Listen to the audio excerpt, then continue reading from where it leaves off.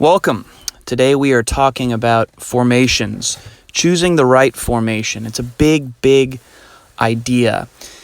And I think a lot of people, when it comes to formations, they bring some misconceptions. They kind of have it a little bit wrong. Everyone's obsessed with the numbers and specific systems. But more important than the numbers, it's all about style of play. Style of play. So, rather than a specific formation we could throw out, what's much more important is choosing what style your team is going to have, what suits your players, what strengths they're going to have, or what style do you think would be effective against what teams you're playing is running. This is the metagame in whatever your local league is. So what styles are we talking about? Well, on offense, you got two choices. Do you want to play 2v1 possession football? You want to play tiki-tack? You want to connect short to mid-range passes? You want to involve all the players, try to possess all the way, build from your own goal, and go all the way down the field where you get rewarded with a 2v1 situation in front of goal? And by 2v1, two offensive guys to one defensive guy. It's funny, a player once said, I thought we play 1v1 football because our guy is always 1v1 with the goalie. I said, that means we're playing 2v1 football if we're getting 1v1s with the keeper. That's what you want because you end with a higher percentage look on the goal. What's the other option? The other option is direct football, 1v1 football. Maybe trying to take advantage of a good matchup. Maybe you're athletic guy, a guy with some pace, getting him in a good situation on a good spot on the field with a good matchup with one of the opposing players. And to do this, you really have to play counter football.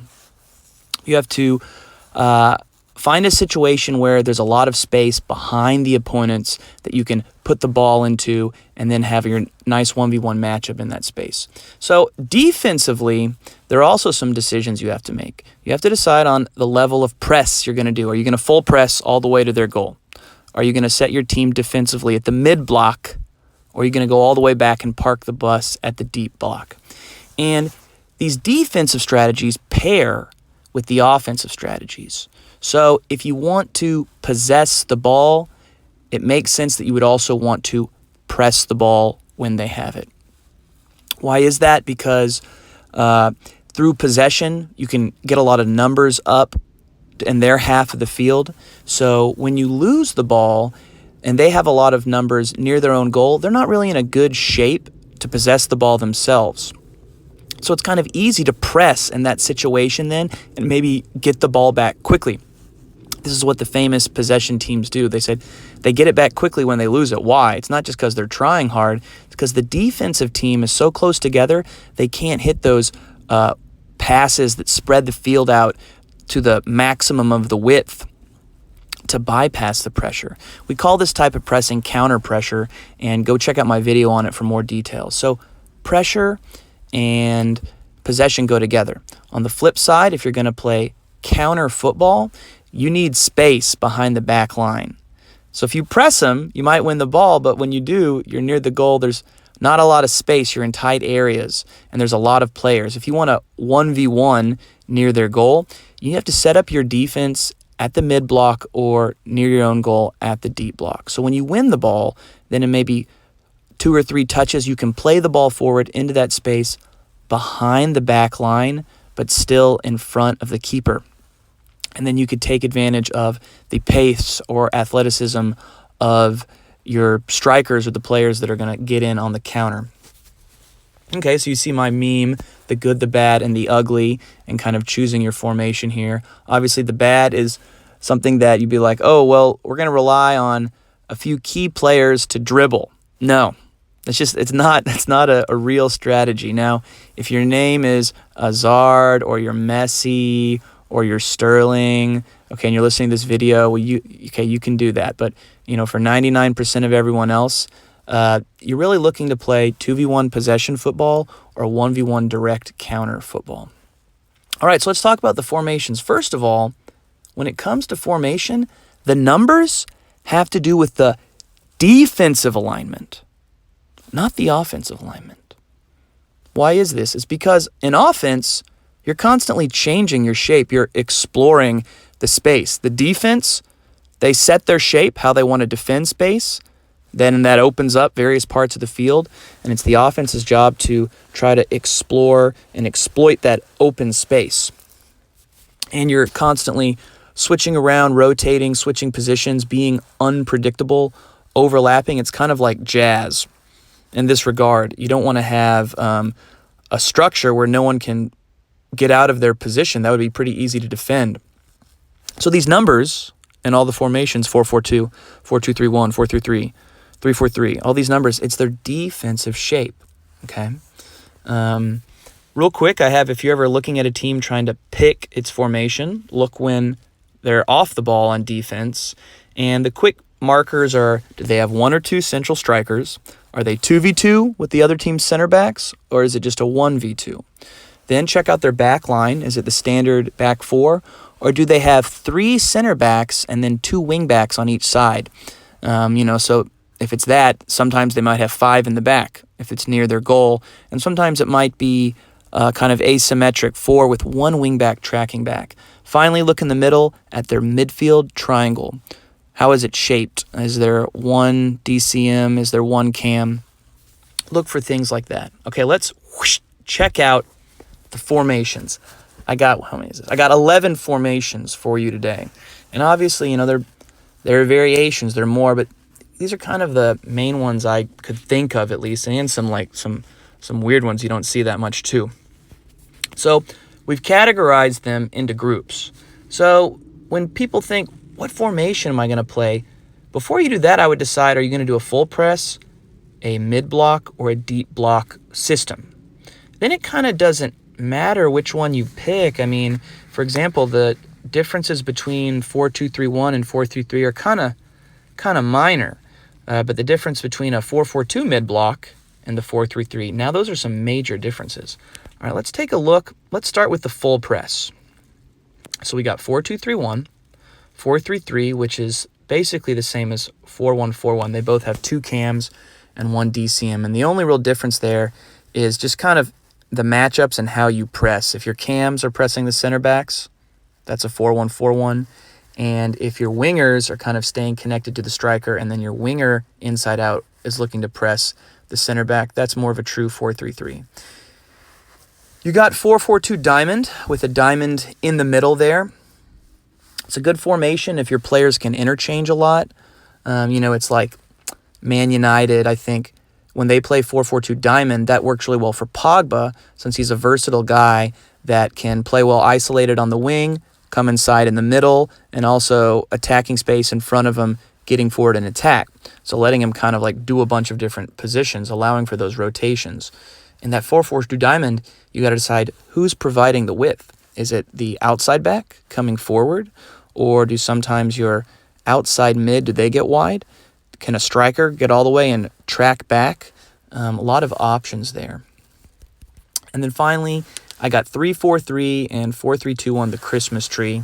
Not as comfortable with these. I know 3-4-3 is very interesting. Possible advantage is that when you attack, you could have a guy in all five attacking lanes pretty quickly. It's a super flexible formation too. Some people call it like the 3-3-1-3. I think Chile ran this, and not the recent World Cup, but the two World Cups before that, where their coaches were Bielsa and then Sampolini, or whatever his name is. And they were doing all this really interesting, weird stuff, a lot of flexibility where wing backs were inverting and coming in the middle, and it was a lot of asymmetrical stuff. So that's a really interesting one, although I don't have a lot of experience coaching it myself. Okay, let's go and let's check out. Boom. Here we are. Let's clean this up. Let's start fresh here. What do we want? We want the press. All right, here we are. Red team, they're building from a goal kick. Blue team is on defense. So touching back to what we said, the red team, what formation are they in? I'll give you time to think. The answer, it's a trick question. You don't know.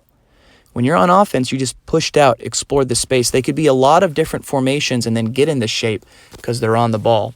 But the defense, the blue team, clearly they're in a 4-1-4-1. So we can see, from the goal kick, boom, we go here, and they're going to their various paths to press the ball, winning the 4v2 diamond. Check out my video on pressing for more details here. But we're just checking out different arrangements we can do with the blue team. We could look at 4-3-3, where boom, boom, boom, boom, boom. Now they're in two more flat lines of three, and we're pressing boom, boom, boom, inside out using the sideline. As a defender, you can prefer a little more safety with 2 DCMs and go in a 4-2-3-1, maybe set a pressing trap. But they're all pretty similar. They have the options for wide wingers. They have the one central striker. So most of these full press formations do have one central striker, if you note. Except for, here's what's going on. If you said we're going to commit 2 strikers, the offensive team always drops down a third guy. So then you have to commit 3 people pressing the ball on their back line, and then you're basically in that 4-3-3 press. You might say, but isn't there some offensive component to it's not just purely defense? Well, there is through the concept of transition. It's like you have your defensive shape, but say your team goes from defense instantly to offense in a transition. Well, in that moment, you have certain options for the counter, for playing quickly or for building possession based on the shape they're right in. Guys can't teleport around the field. So there is an offensive component to the formations based on this idea of transition. When we go to defense for offense and we're in 4-3-3, boom, now we have 3 guys up there playing deep that already can be attacking their back line. Okay? You want to see 4-4-2 diamond, and how would that look? No problem here. We go boom, boom, da-da-da. Just get the numbers right. Okay, yes. Here we are. You see that diamond in the middle? It's very similar to the 4-3-3, right? Where we have, and now this is more aggressive for sure. We're now 5 here, 6, and on the ball, center back 4. We're 3v3 with those guys on the back line, although they do have the keeper.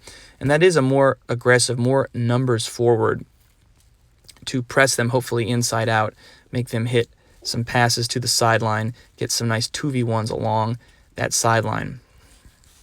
Okay, let's check out. Let's go, boom. Let's go here to the mid block. Whoops. Where are we? Here we are, mid block. I got 4 options for you here. We got the 4-5-1.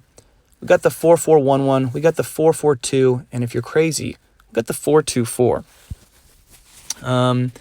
These are all very similar. Little differences, subtle differences between them. And that's what I was saying is that, once you've chosen mid-block, the difference between 4-5-1 and 4-4-2, they're real differences, but it's much more subtle than between playing this and a full press formation. So the good thing about the 4-5-1 is that you have that width of the 5-man line. It's very difficult to get played around in that formation, and you can kind of maintain width so the team can't play a pass around you, a second line ball. The 4-4-1-1 is nice because it's very difficult to go center back and switch play, and that you can set passing traps based on switching play. The 4-4-2, the classic one, this is nice because you have your 2 strikers, they have 2 center backs, especially if the team is not really being aggressive on offense and pushing their outside backs up. You very easily could catch their center backs 2v2 in a counter. And finally, the 4-2-4, where you're leaving the DCM wide open and just looking to press them with someone in the ring around them. So what am I talking about? Let's take a look. Boom, here we are.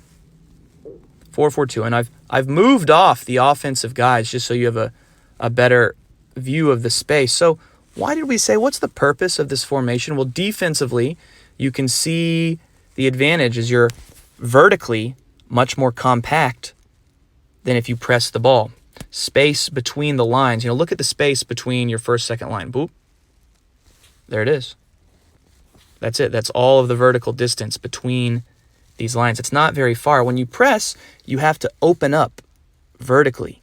So when they squeak a pass in between your lines in this formation, if they, here, let me get rid of this and grab a guy. We sneak a guy in there and, they hit this amazing ball, boom, into this. Sure, you got split, but this guy is about to get pressed from all around him. He has very little space or angles to work out, and that's the advantage of when you set up at the mid block. Notice I put 3 offensive guys trying to possess the ball. That's what a good team will do, is drop down an extra guy to have that numeric advantage on the back line. Say they don't, here's that nice 2v2 that the 4-4-2 gives you with the 2 strikers here. Let's say that 5 here, we call him an outside back, and you can make him play back across his own goal. This is just a difficult pass for him to hit. He goes in the near side. Center back, we compete to that. He goes to the keeper. We can jump that with the other striker. It's a dangerous situation for them. Okay, let's talk about the vertical positioning of the strikers for 4-4-1-1. Here, if they choose a side of the field, it's much more difficult for them. You've kind of made them play along the right side. It's hard for them to switch back and switch play on you. And now your back lines of 4, they can shift over a little more aggressively, knowing that the team's not about to switch fields and play around the left side. So there's the advantage there. We could throw a guy into this line here and make it a 4-5-1. And you see now it would be, so here, look, I'll put a guy here. If it was just purely 4 on the second line, there'd be a much bigger angle for center back to outside back pass. But once you've gotten 5 guys across, it's hard to hit that a wraparound line to pass without being able to cut off. Teams can still make it work if they pass enough and they shift the line around, but just like it is now, you have clearly more width. And we could peek at the, let's peek at the 4-2-4. What, you might have just never even heard of this. What even is this? Where if they have a DCM, you literally leave him open with very high pushed up wingers here. And if they're able to hit a pass to this guy as the ball is traveling, a lot of different people can try to press this. It's very aggressive. It's a very risky strategy. Advantages are clear that if you can compete from this ball, boom, you already have a lot of guys forward on the counterattack. So that is like 4-2-4, that'd be like the ultimate counter formation. But no matter which you're going with, which of those variations from the mid block, we clearly see the back line positioned here. We clearly see a lot more space behind the line. So the idea is, when your team wins the ball in your compact vertical blocks, your lines in there, you win the ball back. Now there's space. There's space to be attacked. The space here, here, here, here, here. We can play the ball, hold up play, boom, yo, and then boom, put that ball into that space there. That space between the keeper but behind the back line. And then it might just be your best athlete, your striker, competing 1v1 with their center back and maybe a good first touch and he's on to the goal. So that's the idea there. Okay. Finally, if you're willing to full-on park the bus, we have the deep block, really only used at the pro level when the other team has such amazing possession and technical proficiency. You're really worried about them getting a 2v1 near your goal. If you press them, even if you press them from the mid block, you're still worried about that. So you want to make it as difficult as possible around the 18. And notice both of these have 5 on the back line. So let's take a look real quick at a deep block setting. I've put most of the offensive guys off. And there you see that line of 5 in front of the goal. And just like the other line of 5 we talked about in the 4-5-1, it's very difficult for the offensive team to play around and put a ball into this alley that's not immediately cut off or guarded. So that would be, we're not letting you have the alley for free. That's a statement you're making when you play this 5-back line. We can bring one of our strikers, put them in here, give more width in that line, or you can leave them up to give you better options on the counter attack. This is Italian style football, and it's just more defensive, more numbers in your own box, less space to deal with there, and even more space behind the opponent back line. Like, this is only half the field. The entire other half of the field is open. I think typically you don't see this at a grassroots high school level because they don't. Any ball, just any possession near your goal becomes a little bit scary. But in the pros, when they feel very, very, very confident defending with such numbers near here, this is more of an option for them. As I said before, all the formations have rewards and risks.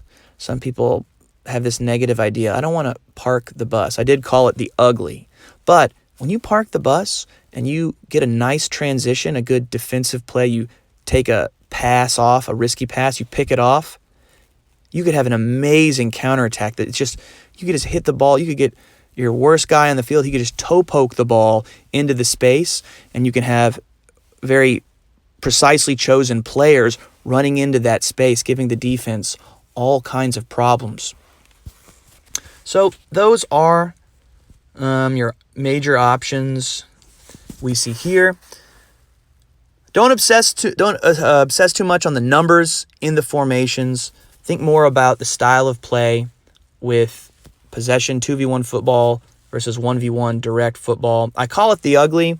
It's kind of like a joke, like a British announcer would be like, it's an unsophisticated way to play. But whatever works for your group of players and your moment in the team. Good teams, they'll on the pro level, they'll go between different systems within a game. For example, you could be pressing the ball, but what if they beat the press? Then you have to recover. You have to recover close to your own goal. Even though you want to press, you might have to recover all the way back to a deep block. So you have to have the tactical awareness that we normally press. But guess what? Now we're playing the deep block. So people have to know what to do. They have to know how to defend close to their own goal. And they also have to know, hey, now we're in a deep block. If we win the ball, even though we normally don't have that much space to counter, now we do. We're not an all-out counterattack team, but maybe if we're in this part of the field, now when we get the ball, we can play quick. We can play an aerial ball over the top because we're on the counter. So it's this level of understanding the different styles. So let me know what you think. Ask questions. Maybe I left off a formation or a detail. Let me know what you think. Peace out.